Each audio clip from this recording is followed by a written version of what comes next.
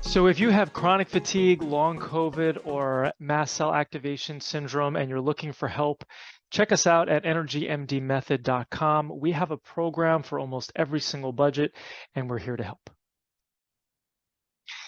Hey, everybody, welcome back to the Energy MD podcast, where we help you resolve your chronic fatigue, long COVID, and MCAS. And we do that by finding and fixing all the real root causes that you have. So, really excited about today's speaker because we're going to be talking with my friend Julie Olson, and we're going to be talking about where fatigue and hair loss mixes or where they meet.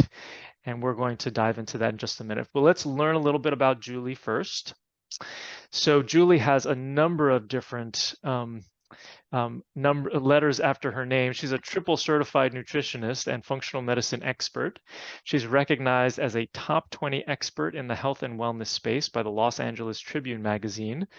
She's the host of the Healthy Body, Healthy Hair, The Truth About Hair Loss Summit, winner of PubCon's book publishing contest, and creator of the Healthy Hair Fix program, which personalizes hair growth strategies by linking health, lab results, and lifestyle to avoid long-term medications, procedures, and products.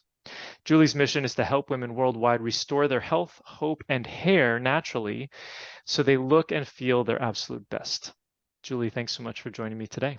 Oh, thank you for having me. So hair loss can really be a big deal for the people that I work with. So let's talk a little bit about hair loss.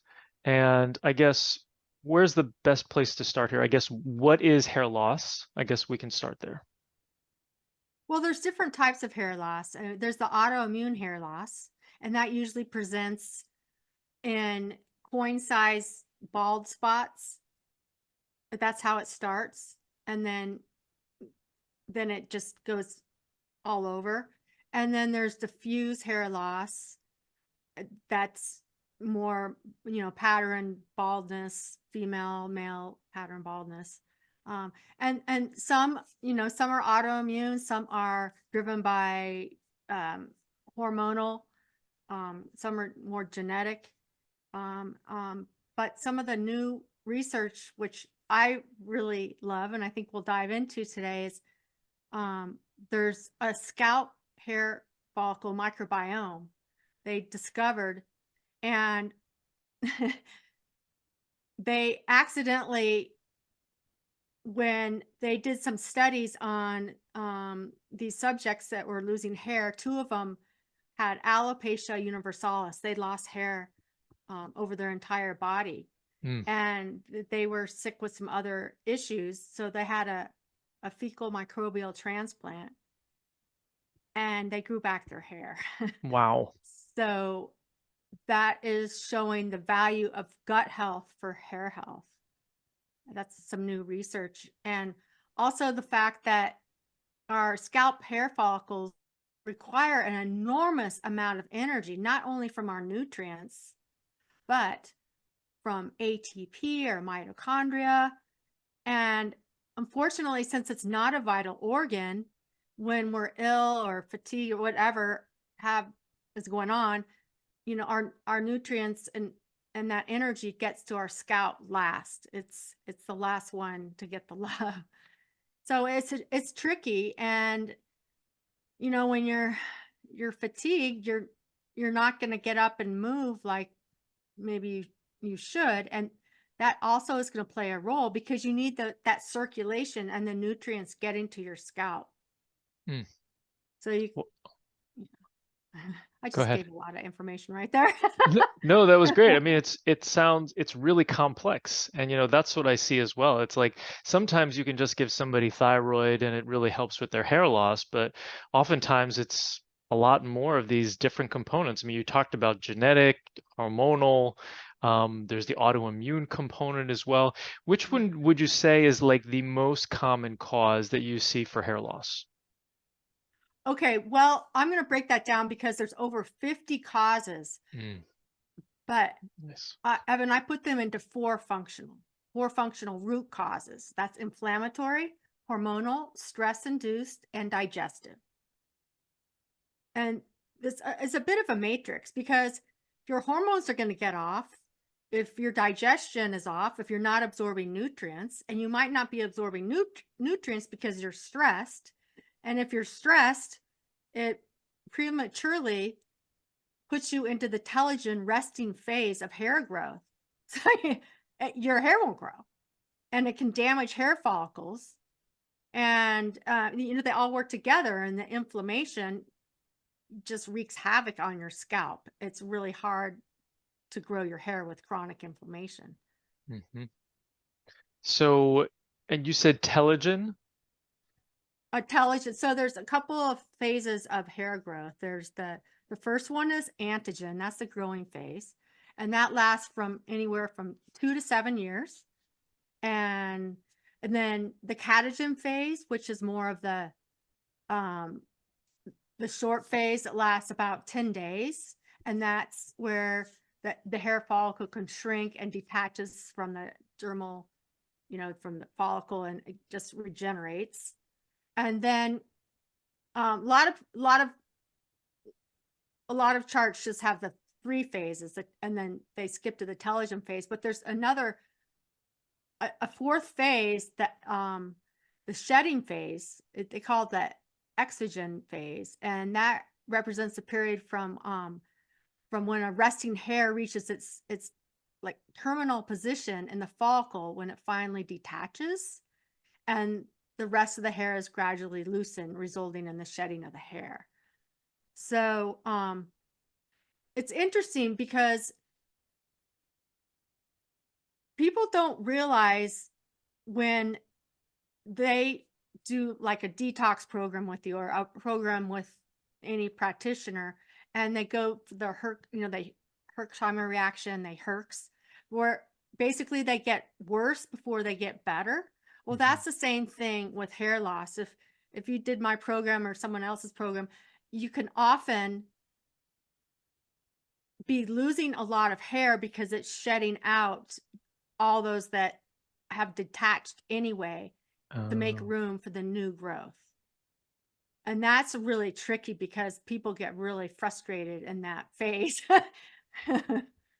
Yeah. So how can you tell then if that's like a healing response that's just going to be temporary and that things are going to grow back, or whether this is kind of like a runaway snowball?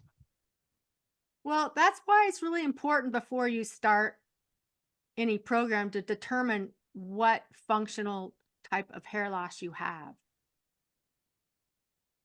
because that depends on the approach. And different types of hair loss, different people need different approaches, and there's different outcomes for different types of hair loss. Wow, individualizing treatment. How novel. Huh, that's awesome. So, and when you say those different categories, you're talking about inflammatory, stress-induced, hormonal, and digestive. Did I get that right? Yes. Okay. And so then, um, I guess tell us about each of those. How does somebody know which one of those they have? Well, they can take a quiz on my website. That will tell them. Ooh, nice. But um that's kind of tricky. And again, there's even overlap with that.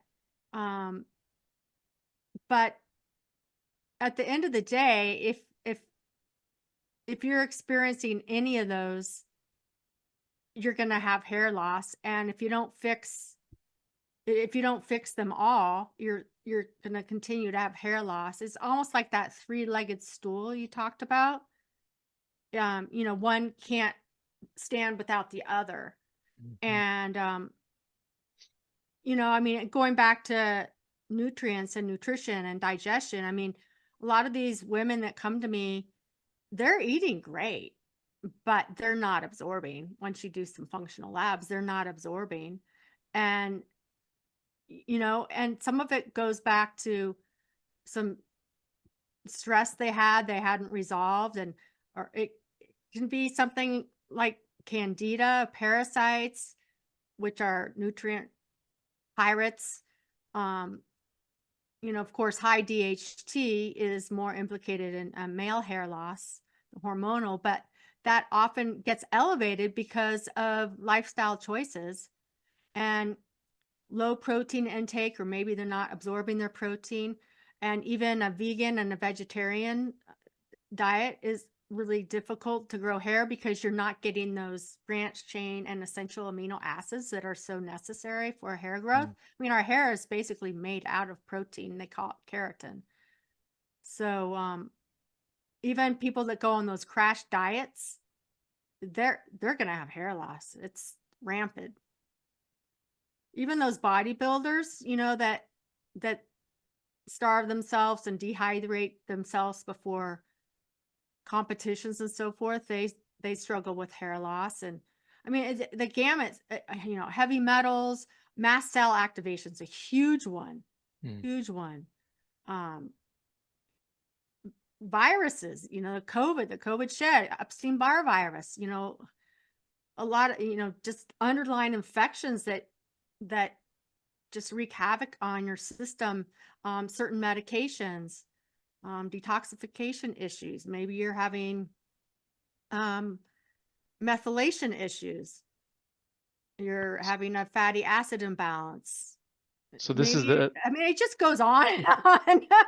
yeah, so this is that list that you're talking about of like Yeah, 50 different causes that you have to assess when right, somebody comes to see you when they've got hair loss to figure out how to help them. Is that right? right. And usually it's more than one cause. Um, Yeah. That and so then in terms of the inflammatory stress, hormonal, digestive, it sounds like everybody has all of those, but it's just kind of like a component. The question is, I guess, how much of each of those do they have? And then what are the underlying causes that end up triggering those? Is that correct? right. And that's where some functional labs come in really well. That's what I call my whole new approach, because I'm doing these functional labs determined by the individual. I don't just have a set of labs. It depends on that individual. I mean, there's Right. some I like better than others, and some of the same ones you probably use. Um, stool tests, organic acids tests, a NutriVal, heavy metals. I mean, you know, I mean, even candida and fungal overgrowth, as you know, can wreak havoc, give you a lot of fatigue, but they also can cause hair loss, um, and that can cause your hormones to get out of balance. And of course, we know hypothyroidism and even hyperthyroidism cause hair loss, Hashimoto's, Graves. I mean, it's just, at the end of the day, it's something that's out of balance in your system, and it can be a gift. Um, to do something about it, and that's how I got into it. I don't know if you know my story, Evan. I don't. Yeah, and I'm so passionate is because before I got into nutrition and functional medicine, um, I actually worked at Warner Brothers, and I got the call that my mother had stage 3 breast cancer and was going into Mm. emergency surgery. So I decided soon after that to move back to my hometown to support her. And in that transition and working in the media there, and finally slowing down for once in my life, I was living a really fast lifestyle out there in Los Angeles. I realized I was putting blinders on my own health, and I just got more interested in why my mother got so sick. And I just quit and I went back to school and studied all this. And that's when my hair was coming out in clumps. Mm. And Evan, I was a hot mess. I mean, I had everything. I discovered H. pylori, hypothyroidism, anemic. I was anemic. I mean, it was, but just like other women, I would have probably just kept going if my hair hadn't fallen out. So that's why I'm so passionate about this, because it's a sign, it's a symptom that you can actually finally wake up and go, okay, I need to take care of my health. Hmm. Yeah. Yeah. So then, yeah, because you can't avoid it. There's a lot of things. I had somebody on a call today who's in our programs who's got chronic fatigue, and she's like, people keep asking me to join the fire department because they don't know. I look fine from the outside, and when you start to lose your hair, that's Yeah. different. And then vanity plays into that, and you're like, oh, I really got to do something about it, Right, as opposed to right, just hiding at home. right. And you know, there is an urgency here too, though, because if it gets to the point of scarring of the hair follicles, it's it's virtually impossible to reverse. Hmm. And with women, I mean, it's accepted for men, and men's hair loss is, it's cool. You can shave your head and look cool. Yeah, like you. But women, they've been in the closet, and really that slap heard around the world, at the Academy Awards. People started asking, what is alopecia? Uh-huh. So people started paying attention, like, there is something to this. Whereas women can hide behind it. They can put on extensions and fancy wigs you don't even know are not real. I mean, there's some really good wigs out there nowadays, but that's all putting band-aids on it. And so is taking all these medications. And that's why I was also so frustrated and decided to do something about it, because everywhere I went, they're like, oh, you can't do anything except, get on these lifelong medications. So, Right. And that slap you're referring to is when Will Smith slapped Chris Rock because yes, Chris Rock yes. made a comment about Will Smith's wife, Jada Smith, yeah, Jada Smith. Yeah. who has alopecia areata. Uh-huh. So yeah, so let's get into some of that. So is that the most common form of hair loss? No, the most common form is androgenetic for men. That's when basically that DHT gets too elevated. And um, chronic telogen effluvium and female pattern hair loss for women. I mean, if you can put technical names to it. Hmm. Yeah. And so, and let's kind of get a little bit granular here in terms of like what is a follicle? We keep on referring to like hair follicle. What is it, and how are these different things acting on the hair follicle that ends up causing either growth or lack of growth? Um, well, there's cells in the bulb of a hair follicle, right? And they divide and differentiate to produce new hair. And again, that's the active phase. That's the antigen phase. And that's where you need to be in that. That's for 2 to 7 years, because that's where about 85 to 90% of your hair growth takes place. Um, whereas the catagen phase that lasts only about 10 days is when the hair follicle shrinks, right? And that's the lower part is actually destroyed and the hair stops growing, but it does not shed. And that only lasts for about 1 to 2% of the time. And then the third main phase is the telogen, and that's the resting phase. And that lasts about 3 months. And that is the hair is at rest and eventually sheds, and then new hair begins to form in the follicle. And that's about 10 to 15% of the time. But again, with the chronic stress and diseases worldwide, especially the last couple of years, what's happening is people are popping prematurely into that telogen phase. And that's what they're calling the COVID shed, the COVID hair loss. They're calling it chronic telogen effluvium. The good news is that type of hair loss should only last about 3 to 6 months, and there's a good chance it will grow back. Whereas other types of hair loss, like different types of autoimmune alopecia, if they have scarring of the hair follicles, it's nearly impossible. I mean, that was an anomaly. Those studies, and they're PubMed studies that I mentioned at the beginning of this conversation, of these people growing back their hair after taking a fecal microbial transplant. But even that, if you probably know the science behind that, Evan. when people take that and then they still go back to their normal lifestyle, they're going to revert back. And it's the same with hair loss.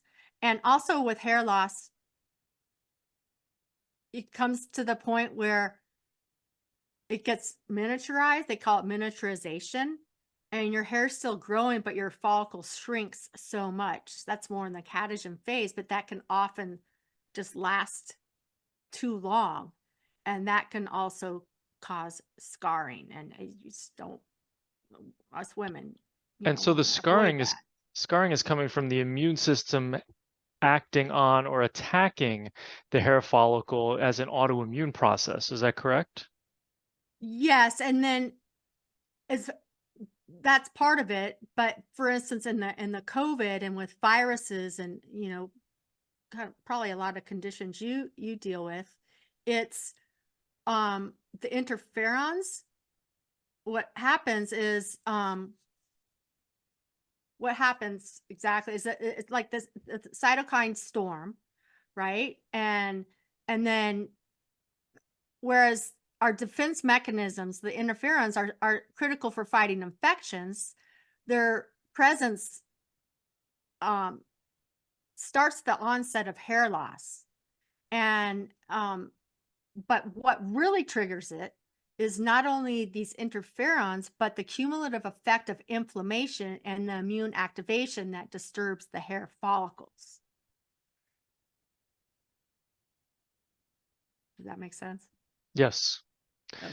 And so then with COVID and this long COVID picture that we're seeing with the chronic telefluvium, is that how you say it? Telogen Telogen effluvium, then the COVID is causing this inflammatory reaction that ends up having this effect on the follicles. The follicles end up falling out, but you said that lasts for about 3 to 6 months, and then oftentimes it can grow back. What % of the time does it grow back?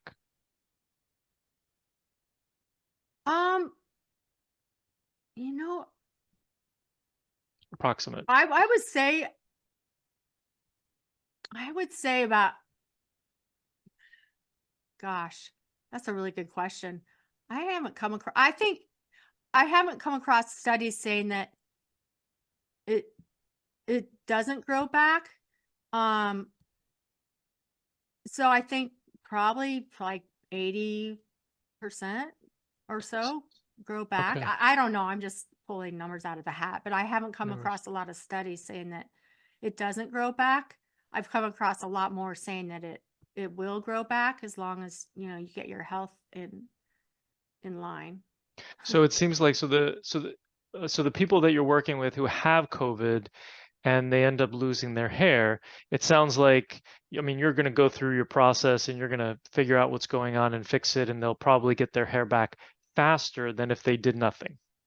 Right, Is that right. kind of what you're But saying? also we discover other underlying imbalances that, as far as I'm concerned, was why they got COVID so bad in the first place. I mean, Mm-hmm. I'm not a doctor, but I mean, it makes sense to me. But also, I mean, the same narrative is also what happens with the Epstein-Barr virus, which causes fatigue and other viruses and infections that are associated with hair loss. Is the inflammatory response and immune activation that disturbs those hair follicles.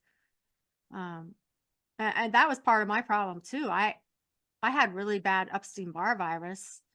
I didn't even know it. I just Mm-hmm. worked through it back when I was losing chunks of hair. So, I like to test for the active Epstein-Barr virus when I work with these women. But anyway, it's a side note. I'm kind of getting off track here. Sorry. No, no, this is great. And just so that people know, like what a fecal transplant is, or fecal that you mentioned before, can you expand on that a little bit and kind of how the mechanism is affecting the hair growth in that particular study? Sure, sure. And I have a published abstract on it. So what Mm. a fecal microbial transplant is feces, poop from a healthy individual. that they give to an unhealthy individual. And they do it in, you have to, there's only certain facilities that do it. It's more common in Europe than it is here. But you take on the healthy microbiome of that fecal transplant donor. And as we know, if your microbiome is out of balance, if you have dysbiosis, you have, more bad bacteria than good bacteria, you have, there's so many things. They keep discovering new strains every day. And it's really interesting. And, it's attached to our brain through our vagus nerve and the gut brain axis and all this. So, so once you do that, and these subjects, there's actually more than 2, there are 4 of them. Their health just got great. And but they've also done studies where people's health was resolved after taking it.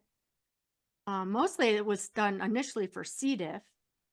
And then that was resolved. But if they went back to their regular lifestyle, that was a trigger for them getting C. diff or what have you in the first place, then it'll revert back. So still making healthy lifestyle choices is very important.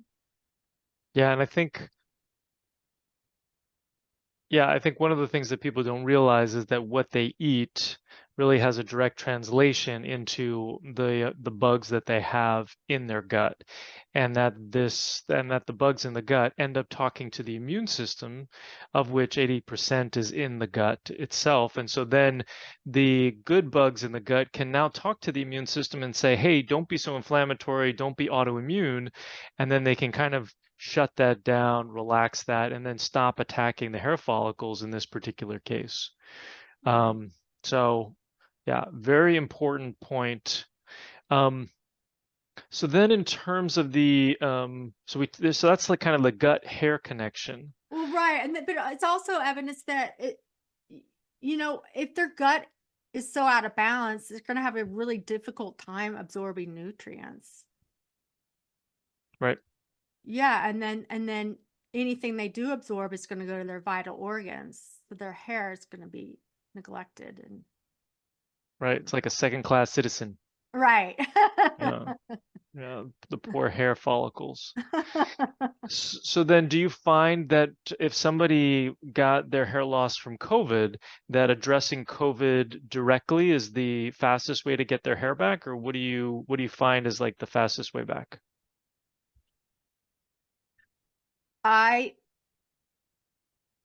In my experience, is getting them into balance, doing functional labs, figuring out what is out of balance. So you don't always have to address the COVID. It sounds like just by optimizing their lifestyle habits and then looking at some of these functional labs and addressing those. I mean, is it usually like, is there an infection in the gut that you find makes that's the biggest needle mover, or is it addressing the hormones, or what do you find is like the biggest thing, not just with like COVID hair loss, but like hair loss in general, when you're like, oh, I know when I do this with somebody that they're going to have a significant improvement? Yeah. I find a lot of food sensitivities. I find most of these people have a sensitivity to gluten, dairy, some of the calm eggs.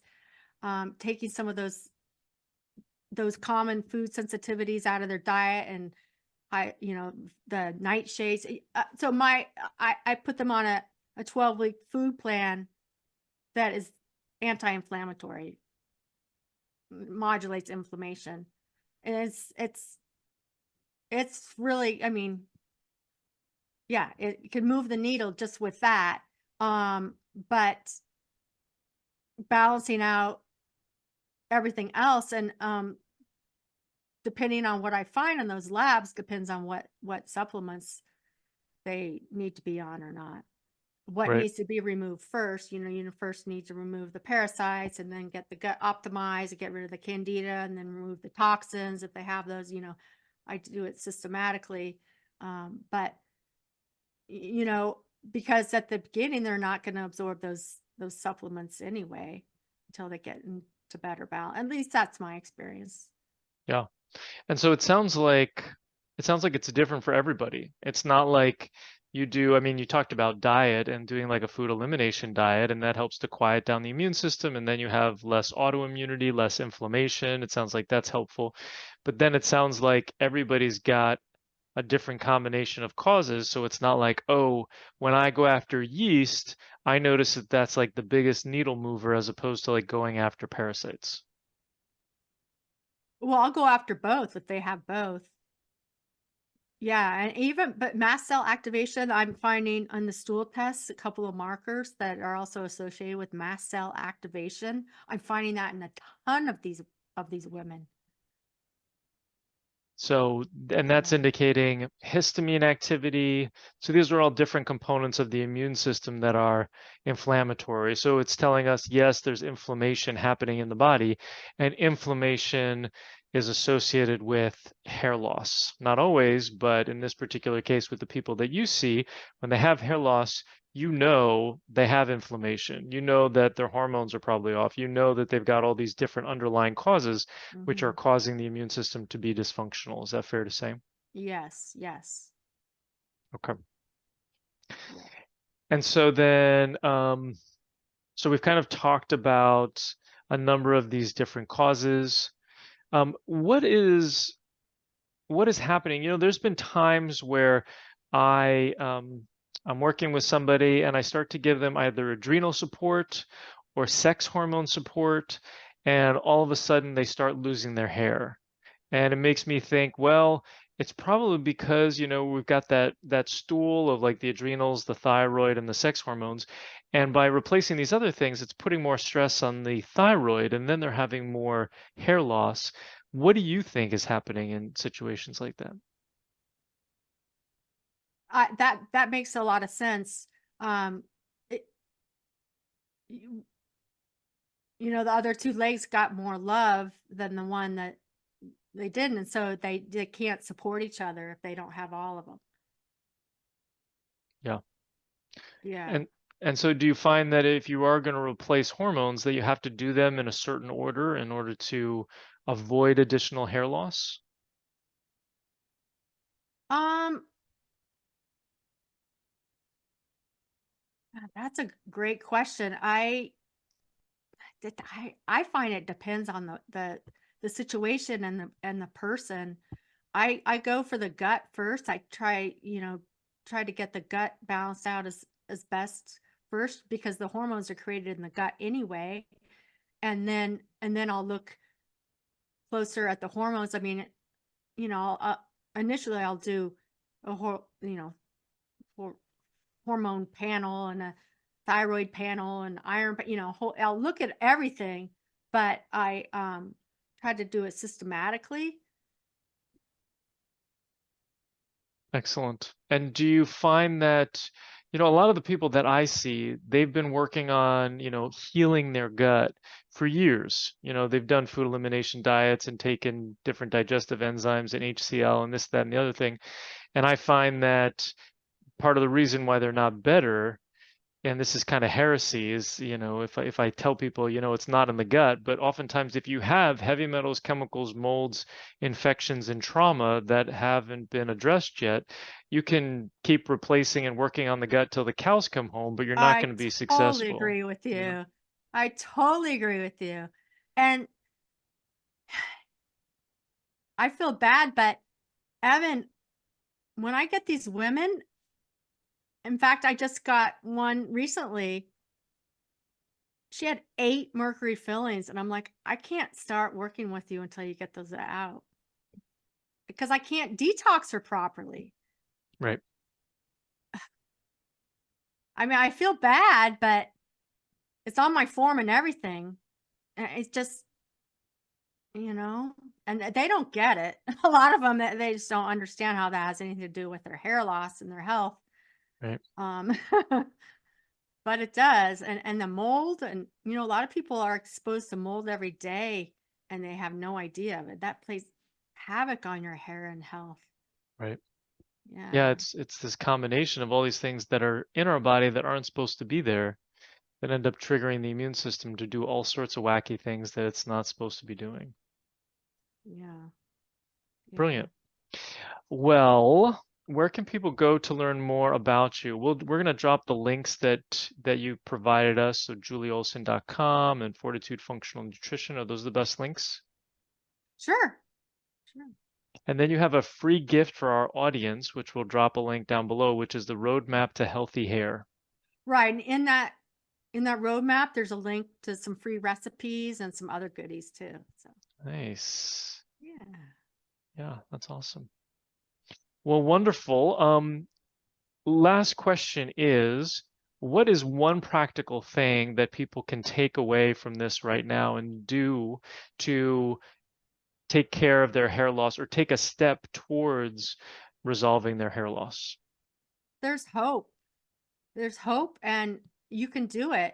Don't let someone tell you that you need to take medications the rest of your life for it or that you can't grow it back. And what Evan and I do can make a difference. Awesome. Julie, thank you so much for joining me today. Thank you.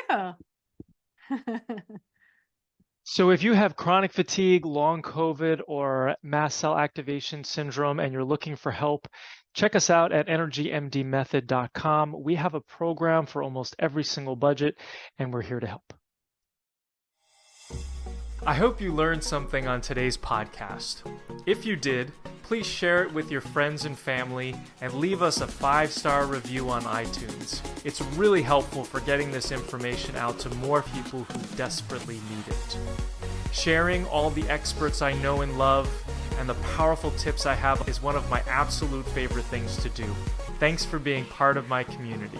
Just a reminder, this podcast is for educational purposes only and is not a substitute for professional care by a doctor or other qualified medical professional. It is provided with the understanding that it does not constitute medical or other professional advice or services. Thanks for listening and have an amazing day.